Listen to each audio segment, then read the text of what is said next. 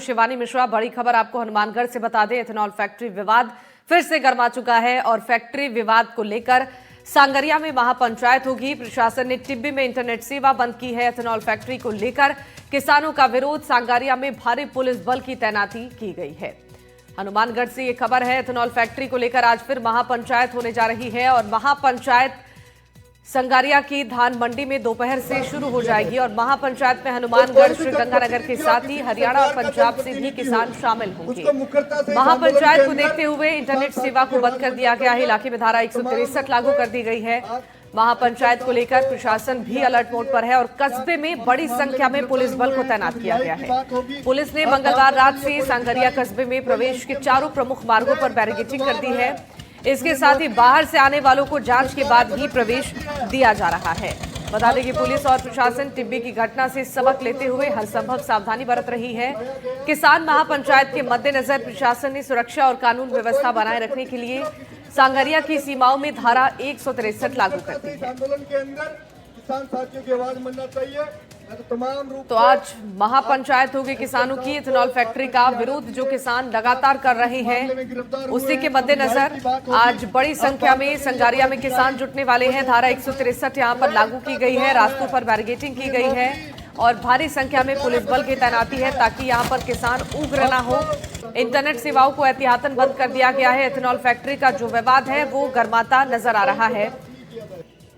महापंचायत के लिए किसान बड़ी संख्या में जुटेंगे और आपको बता दें कि यहां रास्तों पर बैरिकेडिंग भी कर दी गई है।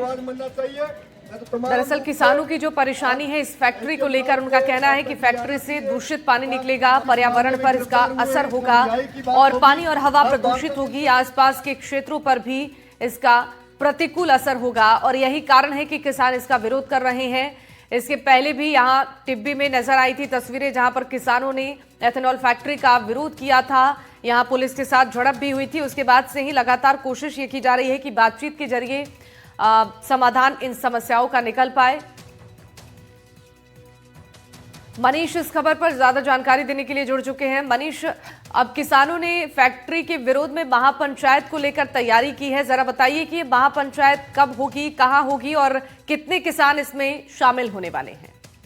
जी बिल्कुल, ये जो टिब्बी के राठीखेड़ा में एथेनॉल फैक्ट्री का जो ये पूरा मामला है, इसकी कड़ी के अंदर 10 दिसंबर को जिस तरह से महापंचायत के बाद में आगजनी और बुरी तरह से बवाल हुआ था, उसके बाद से लगातार जो किसान है वो मांग कर रहे हैं कि जो दर्ज मुकदमे हैं उनको सरकार वापस ले। उसके अलावा जो एथेनॉल फैक्ट्री का जो MOU है उसको भी सरकार रद्द करे। इसी बात को लेकर 17 दिसंबर को भी ये किसान हनुमानगढ़ के अंदर एक महापंचायत आयोजित कर चुके हैं, जिसके अंदर भी बड़ी संख्या के अंदर जो किसान है वो जुटे थे। वहीं जो उसी दौरान जो प्रशासन से जो वार्ता हुई थी, सभी किसानों ने 7 जनवरी को संगरिया के अंदर महापंचायत की घोषणा की थी और उसी घोषणा के अनुसार आज संख्या के अंदर ये महापंचायत आयोजित होनी है। इसी को लेकर जो प्रशासन है उसने भी अपने जो इंतजाम है सुरक्षा व्यवस्था को लेकर वो भी चाक चौबंद कर रखे हैं। लगभग 600 से ज्यादा पुलिस कर्मियों का जाब्ता तैनात किया गया है, क्योंकि महापंचायत के अंदर जो प्रशासन है उनके अनुसार लगभग 4000 के आसपास किसानों के जुटने की संभावना है। वहीं किसानों का दावा है कि 15,000 से लेकर 20,000 किसान इस महापंचायत के अंदर जुटेंगे। वहीं इसी को देखते हुए जो इंटरनेट है वो भी कल देर शाम को बंद कर दिया गया था और आज रात 12 बजे तक जो है नेट बंदी यहाँ पर की गई है, जिससे जो आम लोग हैं वो भी उनका भी जो नियमित जो जीवन है वो भी प्रभावित होगा। वहीं इसको लेकर जो SDM है संगरिया, उन्होंने इलाके के अंदर 163 लगा रखी है, जिसमें 5 से ज्यादा लोगों के एकत्र होने की जो मनाही है। अब देखना ही होगा कि जिस तरह से 10 दिसंबर के बाद में जो बवाल की स्थिति बनी थी, हालांकि 17 दिसंबर को महापंचायत शांतिपूर्ण संपन्न हुई थी। आज भी ये दावा किया जा रहा है कि जो महापंचायत शांतिपूर्ण संपन्न होगी, लेकिन संपन्न होने के बाद ही पता लगेगा कि प्रशासन के जो इंतजाम थे वो किस तरह के थे। मनीष, आसपास के किसान तो इस महापंचायत में शामिल हो ही रहे। जानकारी ये भी है कि हरियाणा और पंजाब से भी किसान पहुंच रहे हैं शामिल होने के लिए।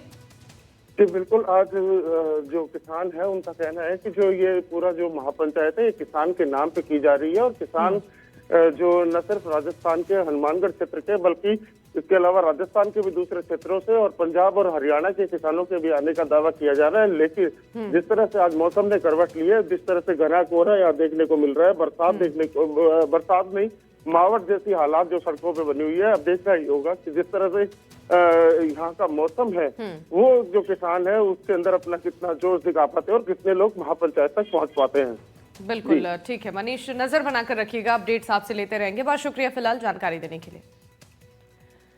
चलिए अब आगे बढ़ते हैं खबरों में। कोटा से बड़ी खबर जान लीजिए, जहां पर मुक्ति धाम से लगातार तीसरी बार अस्थियां गायब हुई हैं और 15 दिनों के भीतर ये तीसरी बार अस्थियां गायब हो चुकी हैं। लीलाबाई का 4 जनवरी को अंतिम संस्कार हुआ था। तीसरे दिन अस्थि संग्रह में चिता स्थल खाली मिली और परिजनों ने रामगंज मंडी थाने में इसकी शिकायत दी है। मुक्तिधाम की सुरक्षा पर सवाल उठ रहे हैं। कोटा के रामगंज मंडी इलाके का मुक्तिधाम इन दोनों चर्चा का केंद्र बना है। यहां से मृतकों की जो अस्थियां हैं वो गायब होने की घटनाएं थमने का नाम नहीं ले रही हैं।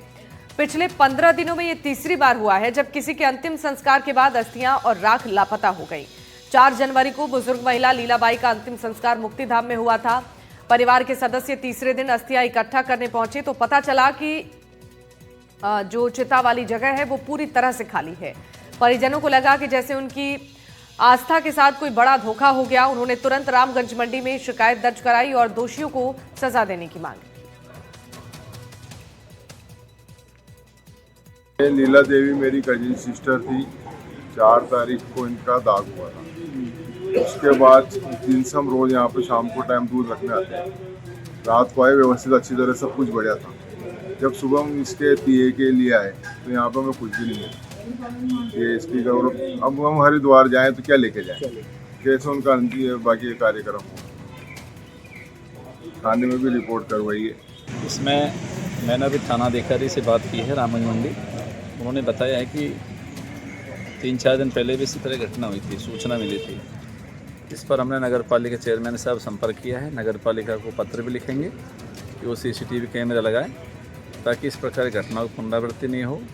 और इस एंगल पे भी जांच कर रहे हैं कि कोई जानवर वगैरह तो नहीं आया है, क्योंकि वहाँ पे गाय कुत्ते बिल्ली सभी चढ़ रहे हैं।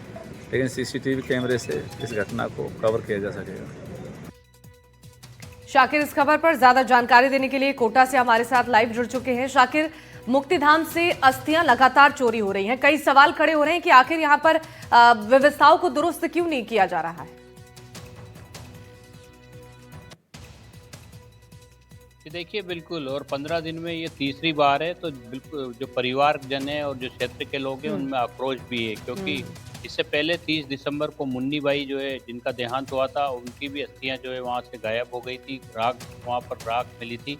परिजनों ने उस वक्त भी नाराजगी जाहिर की थी। अब पुलिस इस पूरे मामले में जो है नगर निगम को पत्र लिखने की बात कह रही है कि नगर निगम को पत्र लिखा जाएगा ताकि सभी मुक्तिधामों पर CCTV कैमराज लगाए जाएं।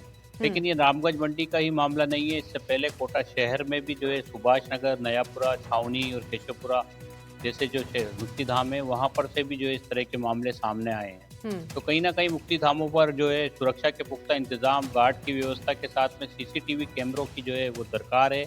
रामगंज मंडी के जो लोग हैं, जो परिवार के लोग हैं, इसके अलावा क्षेत्र के जो लोग हैं, वो मांग कर रहे हैं कि नगर पालिका की ओर से ये इंतजाम किए जाएं। जनप्रतिनिधियों से भी उन्होंने मांग की है कि ये भावनाओं, धार्मिक भावनाओं के साथ खिलवाड़ जैसी बात है। गमगीन परिवार जब तीसरे की रस्म अदा करने के लिए पहुंचता है तो उनको वहां से निराश होकर के लौटना पड़ता है और वो अपने किसी को खो देता है और उसके बाद उसकी जो अस्थियां हैं वो भी उनको नहीं मिल रही है। तो ये तीसरा मामला सामने आने के बाद में अब जो है इस पूरे मामले में जिला प्रशासन, पुलिस की जो टीम है वो भी जांच कर रही है। पुलिस तमाम एंगलों से इसमें जांच कर रही है कि आखिर को क्या वजह है कि यहाँ से अस्थियां चोरी हो रही है, क्योंकि या असामाजिक तत्व कर रहे हैं या कोई तांत्रिक क्रिया करने के लिए इस तरह की घटनाओं को अंजाम दे रहा है, या फिर कोई जानवर जो है उस इलाके में सक्रिय हैं जो रात के वक्त में वहाँ आ जाते हैं। लेकिन जो भी हो, जांच पे जो भी निकल करके आए, मुक्तिधामों की सुरक्षा सुनिश्चित होनी चाहिए और इसके लिए लगातार मांग भी की जा रही है। अब देखना होगा, नगर निगम को पुलिस पत्र भी लिख रही है। नगर निगम, इस नगर पालिका जो है सांगोद की, वो इस मामले में किस तरह का एक्शन लेती है। ठीक है शाकिर, बहुत धन्यवाद जानकारी देने के लिए। अब राजसमंद से बड़ी खबर है, जहां तलवार से हमला कर युवक की हत्या कर दी गई है। दिन दहाड़े तलवार से काटकर युवक की हत्या की गई और तलवार से ताबड़तोड़ हमले कर उसे मौत के घाट उतार दिया गया। स्कॉर्पियो में आए 6 हमलावरों ने इस वारदात को अंजाम दिया। सीसीटीवी में हमले की तस्वीरें कैद हुई। गैंगवार और आपसी रंजिश का ये मामला बताया जा रहा है। खमनेर थाना क्षेत्र के गांव गुड़ा का मामला है। देखिए तस्वीरें भी सामने आ चुकी हैं। दिन दहाड़े तलवार से ताबड़तोड़ हमला किया गया और तलवार से काटकर एक युवक की हत्या कर दी गई। कई सवाल प्रशासन पर अब खड़े हो रहे हैं कि दिन दहाड़े अपराधियों के हौसले किस कदर बुलंद हो चुके हैं कि सरेआम युवक पर तलवार से हमला कर दिया गया, उसे मौत के घाट उतार दिया गया। राजसमंद की यह खबर, तलवार से काटकर एक युवक की हत्या की गई है। ताबड़तोड़ सरेआम तलवार से युवक पर हमला किया गया और तस्वीरों में साफ नजर आ रहा है कि दिन दहाड़े ये बदमाश बेखौफ होकर तलवारबाजी कर रही हैं और युवक को मौत के घाट उतारा गया है, जिसके बाद से ग्रामीण और परिजन आक्रोशित हैं। मामले में त्वरित एक्शन के लिए मांग की जा रही है।